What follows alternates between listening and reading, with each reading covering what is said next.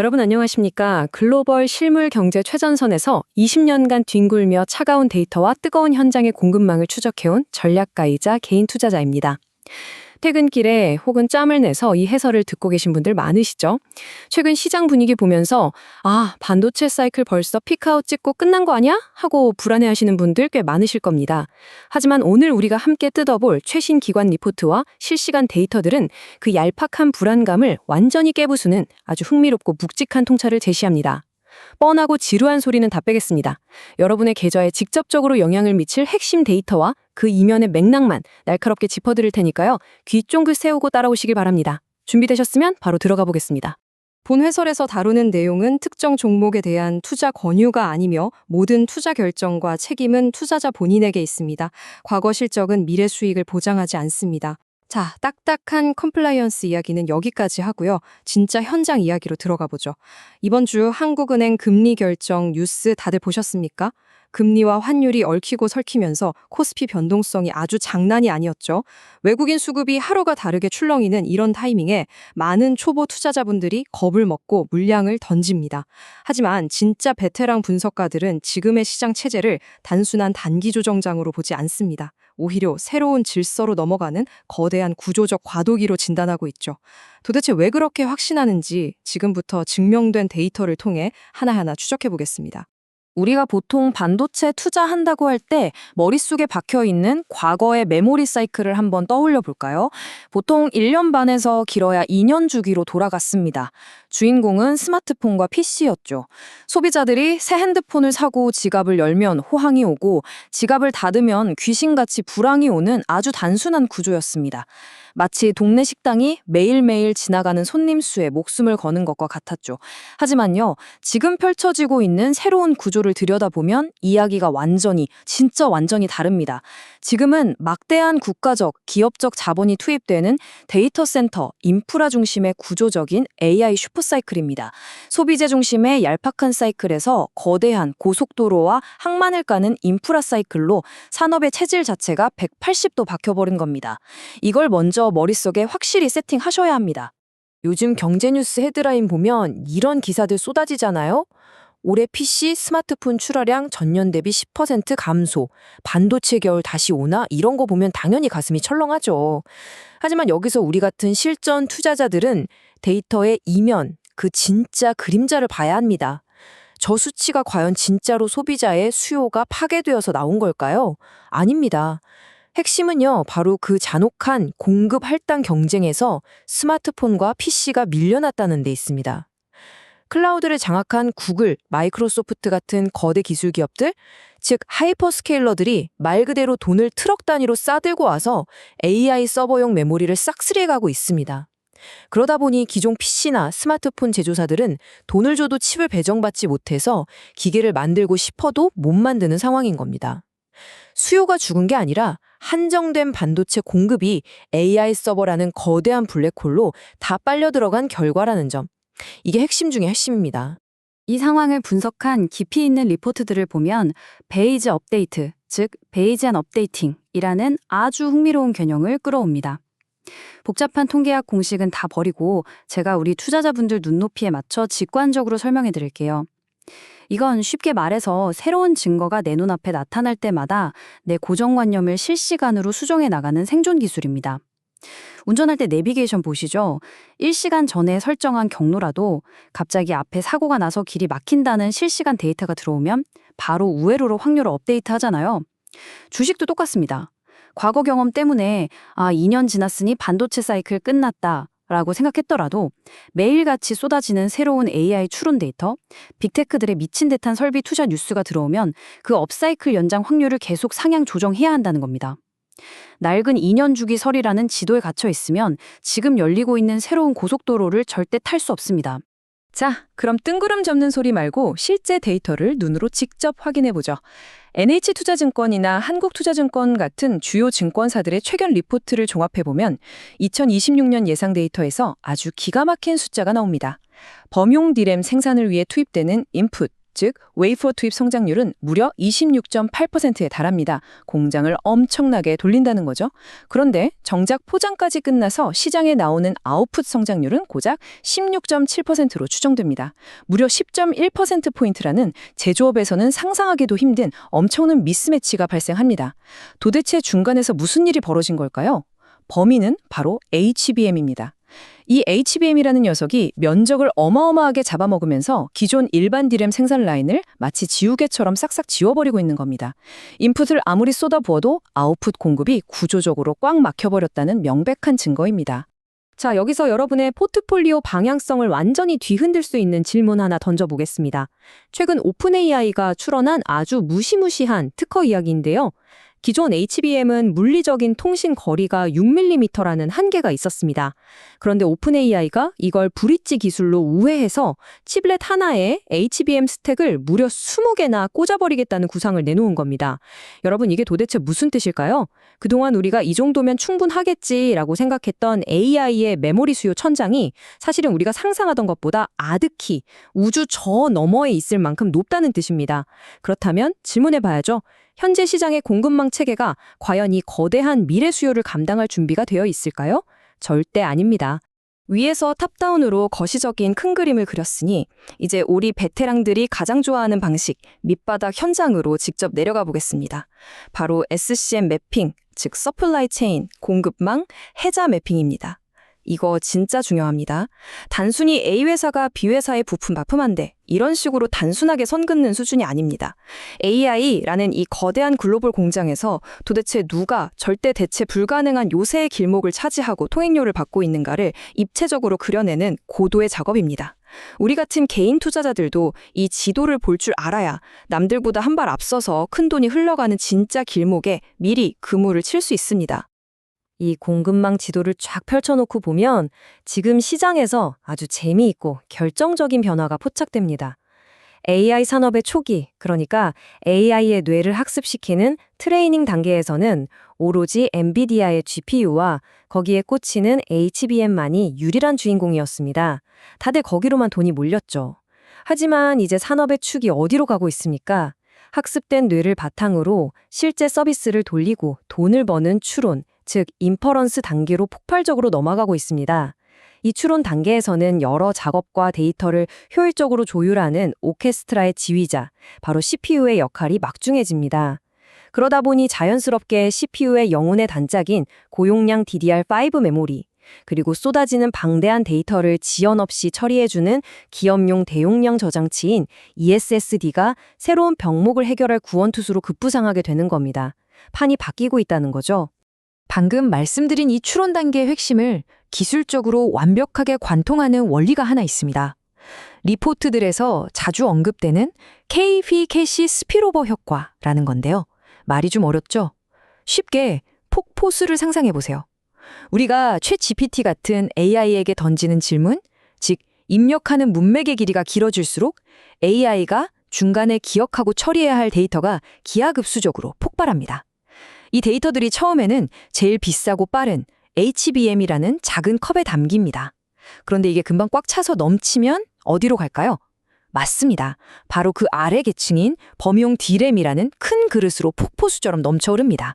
그런데 거기도 모자라다? 그러면 결국 저 밑에 있는 거대한 낸드 플래시 기반의 대용량 SSD라는 드럼통으로 와르르 쏟아져 내리는 겁니다. 위에서 아래로 찔끔찔끔이 아니라 메모리 전 계층의 수요가 동시다발적으로 폭발하는 구조. 이게 바로 스피로버 효과의 무서움입니다. 자, 이제 숫자와 환율 이야기를 좀 해볼까요? 최근 한국거래소 KRX의 3년 데이터와 프레드의 환율 데이터를 겹쳐보면 아주 기가 막힌 인사이트가 나옵니다. 배당 수익률이나 현금 흐름 잉여율 같은 지표들이 역사적 평균인 2.8%를 훌쩍 뛰어넘어 4.2%라는 수치를 찍고 있는 게 눈에 확 띄거든요. 사실 환율이 오르고 매크로 환경이 팍팍해지면 한국 주식시장 전체는 보통 힘들어합니다. 하지만 지금처럼 구조적인 절대 슈티지, 즉 공급 부족의 칼자루를 쥐고 있는 반도체 수출 기업들에게 이 높은 환율은 오히려 원화 환산 이익을 뻥튀게 해주는 엄청난 무기로 작용한다는 분석이 나옵니다. 그럼 이 기업들 금고에 쌓인 이 막대한 현금은 결국 어디로 갈까요? 예금에 넣어둘까요? 아닙니다. 살아남기 위한 거대한 설비 투자, 즉 전공정 장비 슈퍼사이클로 직행할 수밖에 없다는 아주 탄탄한 논리가 여기서 완성되는 겁니다. 이 거대한 자본과 투자의 흐름을 가장 소름 돋게 잘 보여주는 한 마리가 있습니다. 바로 일론 머스크가 언급했던 테라펩 선언입니다.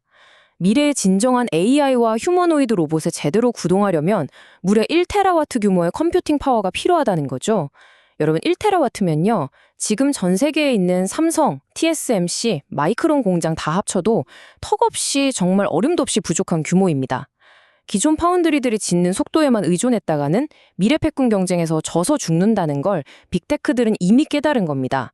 그래서 테슬라나 스페이스X 같은 거인들이 직접 자사 전용 칩을 조달하기 위해 쩐의 전쟁을 불사하며 거대한 공장 건설 전쟁에 불을 붙인 상태입니다.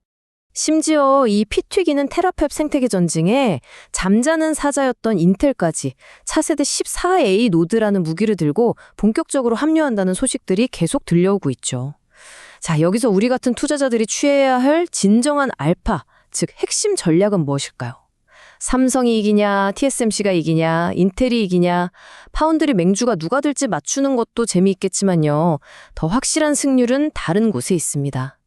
그 승자가 누가 되든 간에 그 축구장 몇십 배 크기의 거대한 공장 안을 텅 비워둘 게 아니라면 결국 장비를 미친 듯이 사서 채워 넣어야 한다는 사실입니다. 글로벌 빅테크들이 사활을 걸고 벌이는 수백조 원 단위의 전해 전쟁 속에서 묵묵히 곡괭이와 삽을 파는 장비사들이야말로 아주 유리한 고지에서 웃게 되는 장기적인 승자가 된다는 것. 이게 이번 사이클을 바라보는 핵심 리포트들의 공통된 논리입니다. 그렇다면 돈을 긁어 모으게 될 이 반도체 기업들의 진짜 가치는 도대체 어떻게 따져봐야 할까요? 단순히 예전처럼 PER이 몇 배내 만에 하는 구시대적 방식으로는 한계가 있습니다. 프로기관 투자자들이나 헤지펀드들이 지금 가장 중요하게 보는 지표 중 하나가 바로 잉여 현금 흐름 수익률, 즉 FCF 일드입니다. 이게 뭐냐? 회사가 장사해서 번 돈으로 직원들 월급 주고 세금 내고 심지어 공장 새로 짓는 데 들어가는 막대한 투자금까지 싹 다 빼고 나서도 순수하게 내 금고에 현찰로 탁 꽂히는 진짜 잉여 현금이 현재 시가총액 대비해서 몇 퍼센트나 되느냐를 보는 아주 냉정한 지표입니다. 지금의 반도체 거인들은 단순히 물건 떼다 파는 게 아니라 하이퍼 스케일러들과 빅테크들을 상대로 선수금을 받고 장기 공급 계약이라는 든든한 철벽 방패를 세웠습니다. 그렇기 때문에 이 들어오는 현금 흐름의 질과 안정성이 과거 2년짜리 사이클 때와는 감히 비교도 안 될 정도로 훌륭해졌다는 것을 꼭 인지하셔야 합니다. 이 개념을 바탕으로 주요 증권사들이 산출한 구체적인 숫자를 한번 들여다보죠. 한국투자증권 리포트를 살펴보면 압도적으로 개선된 현금 창출력과 이로 인한 밸류에이션 리레이팅을 근거로 아주 파격적인 타겟을 잡고 있습니다. 삼성전자는 33만 원, SK하이닉스는 무려 205만 원을 목표 타겟으로 제시하고 있죠. 물론 증권사 리포트 숫자를 맹신하라는 뜻이 절대 아닙니다. 중요한 건 그 숫자가 나온 근거입니다. 앞서 말씀드렸듯 이들이 고객사와 맺고 있는 3년에서 5년짜리 장기 공급 계약은 단순히 단가를 얼마에 쳐주겠다가 아니라 물량 자체를 무조건 가져가겠다는 강력한 담보가 깔려 있습니다. 과거처럼 실적이 위아래로 미친 듯이 요동치는 이익의 널뛰기가 사라지니 시장은 당연히 이 기업들에게 붙어있던 변동성 디스카운트를 떼어내고 훨씬 더 높은 프리미엄 밸류에이션을 부여하게 된다는 합리적인 설명입니다. 여기서 해당 보고서가 유독 힘주어 강조하는 94.9%라는 숫자가 제 눈길을 확 사로잡았습니다. 여러분, 이게 무슨 숫자인지 아십니까? 무려 SK하이닉스의 2026년 예상 자기자본이익률, 즉 ROE입니다. 제조업, 그것도 무거운 팹을 돌리는 장치 산업에서 ROE가 90%를 넘긴다는 건 솔직히 말해서 거의 소프트웨어 플랫폼 기업이나 독점 바이오텍에서나 볼 법한 기형적일 정도로 미친 숫자입니다. 이건 단순한 호황이 아니라 HBM이라는 압도적인 기술적 혜자와 우위를 바탕으로 시장에서 우리가 부르는 게 값이다 라는 완벽하고 강력한 가격 결정력을 확보했다는 분석에 가장 명확한 증거로 쓰이고 있습니다. 그런데 여기서 반전 매력이 하나 더 있습니다. 바로 201%라는 수치입니다. 놀라지 마십시오. 이건 2026년에 예상되는 범용 디램의 평균 판매 단가 상승률입니다. 아까 HBM이 라인을 깎아먹어서 공급이 부족해진다고 했죠. 반면에 꽉 짜인 장기 계약 구조 탓에 2026년 HBM 가격 자체는 오히려 12.5% 정도 소폭 하락 내지는 안정화될 것으로 리포트는 내다보고 있습니다. 상황이 이렇게 맞물려 돌아가면 결국 어떻게 될까요? 비싸진 범용 D램을 시장에 대량으로 쏟아낼 수 있는 압도적인 생산 능력, 즉 캐파를 가진 곳이 상상 이상의 엄청난 초과 수익을 쓸어 담게 되겠죠. 바로 이 지점에서 지금은 HBM 경쟁에서 살짝 가려져 있지만 삼성전자가 보유한 그 무식할 정도로 거대한 레거시 캐파가 향후 시장을 뒤흔들 무서운 히든카드로 작용하게 된다는 논리입니다. 대형주 이야기만 하면 섭섭하죠. 보고서에 언급된 국내 전공정 장비주들의 체급 변화도 반드시 눈여겨보셔야 합니다. 특정 고객사에만 목매지 않고 글로벌 고객사를 탄탄하게 다변화한 PSK. 과거 낸드 중심의 포트폴리오에서 탈피해 D램 장비로 체질을 완벽히 뜯어 고친 테스. 텐덤 태양광 장비라는 새로운 기술적 해자를 파고 있는 주성 엔지니어링. 그리고 대체 불가능한 고압 수소 어닐링 기술로 독점적 지위를 누리는 HSP까지.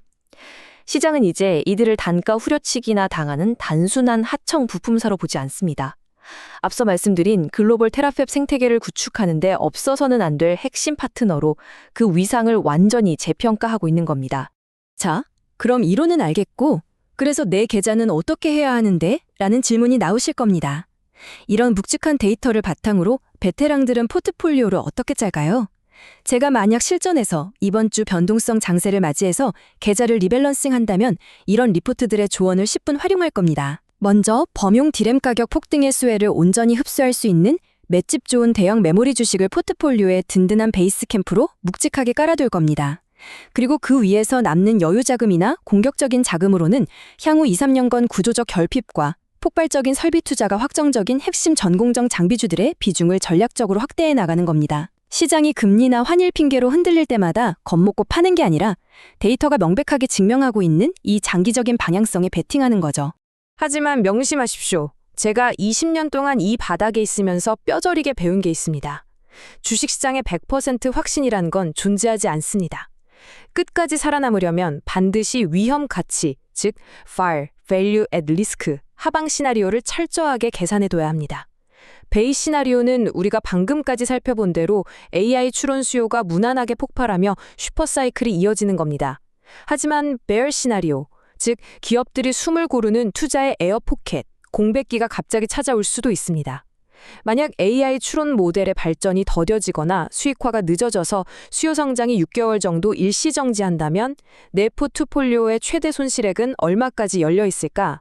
이 끔찍한 리스크를 미리 수치화해 보고 거기에 맞춰서 적절한 현금 비중을 반드시 확보해 두는 것. 이게 바로 프로들이 아무리 시장이 좋아 보여도 절대 몰빵하지 않고 항상 강조하는 진짜 리스크 관리의 핵심입니다. 자, 오늘 살펴본 통찰들을 여러분의 실제 매매에 바로 적용할 수 있는 5가지 깐깐한 액션 플랜 체크리스트로 정리해드리겠습니다. 첫째, 비중, 웨이트.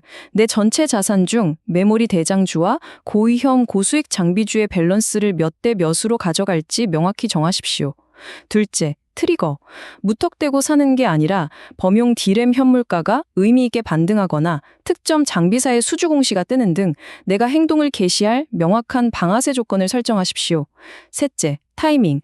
오늘 올랐다고 맹목적으로 추격 매수하지 마시고 분기 말 기관들의 포지션 정리가 끝나고 쏟아지는 매물대 흐름이 진정되는 시점을 노리십시오. 넷째, 매크로. BOK나 페드의 금리 스탠스 변화, 그리고 환율이 특정 저항선을 뚫고 튀어오르는지 항상 모니터링 하십시오. 마지막 다섯째, 손익비, 리워드 리스크. 이 자리에 들어갔을 때 먹을 폭이 잃을 폭보다 최소 2.5배는 큰지 철저히 계산하고 아무리 좋은 주식이라도 내가 정한 기계적인 손절선은 무조건 지켜내는 원칙을 세우시길 바랍니다. 네, 오늘 정말 묵직하고 방대한 데이터들을 속도감 있게 하지만 현장의 냄새를 듬뿍 담아 파헤쳐 봤습니다. 여러분, 다시 한번 강조하지만 시장은 절대 우리가 감히 예측할 수 있는 영역이 아닙니다. 오직 매순간 업데이트되는 데이터에 맞춰 철저하게 대응하고 어떻게든 끝까지 살아남아야 하는 차가운 생존의 무대일 뿐입니다. 오늘 우리가 살펴본 이 거대한 반도체의 네버엔딩 스토리 속에서 증명된 데이터와 베테랑들의 통찰이 여러분의 투자 시야를 한 뼘 더 넓히고 흔들림 없는 기준을 세우는데 큰 도움이 되었기를 진심으로 바랍니다. 다음 해설에서는 오늘 영상에 남겨주신 여러분의 고민과 지문 댓글들을 바탕으로 실제 여러분의 계좌에 적용할 수 있는 또 다른 데이터를 가지고 돌아오겠습니다. 오늘 내용 중 궁금한 점이 있으시거나 여러분만의 날카로운 인사이트가 있다면 언제든 댓글로 편하게 남겨주십시오. 끝까지 경청해 주셔서 감사합니다.